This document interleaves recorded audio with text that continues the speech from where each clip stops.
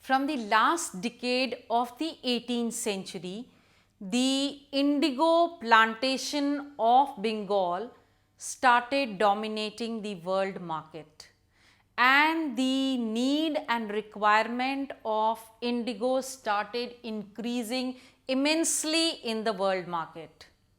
This actually lured so many company officials to become the commercial agents in India. So many Scotsmen and Englishmen left their jobs, came to India and became the commercial agents of indigo because they saw huge profit out of this business. And they started lending loan to the Indian farmer who, if required, did not have the money to start with the indigo plantation. Thus, it was a business which was started by these people of selling very high and buying very cheap from the Indian peasants. The indigo plantation was done in two ways, that is under the Nij cultivation and the Raiti cultivation. Nij, the word Nij means ours, our own.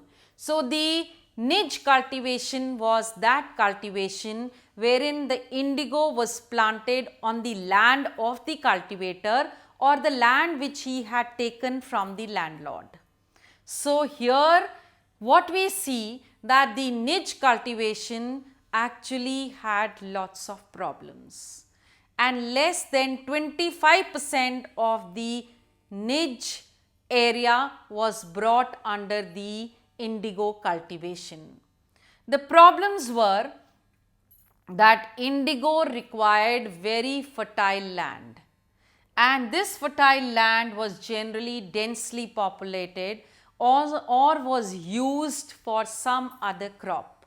Therefore, for indigo, wherein they required huge patches of land together, was not easily available. The second was that in order to have such kind of land, the peasant generally preferred a piece of land which was near the indigo factory. So, to get such a land, the peasants were evicted, the people who stayed there, and thus started the conflicts in the village.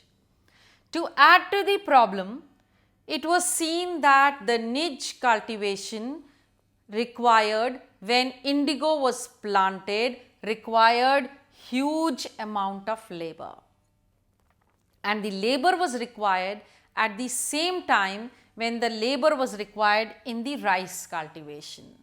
So there was dearth of labor when it was required because it clashed with the rice cultivation.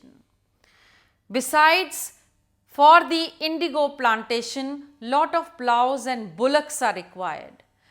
They were not that the plows and bullocks were not available, or the peasant could not have bought them because the loan was easily available. But the plows and the bullocks were required at the same time when they were required with the rice cultivation.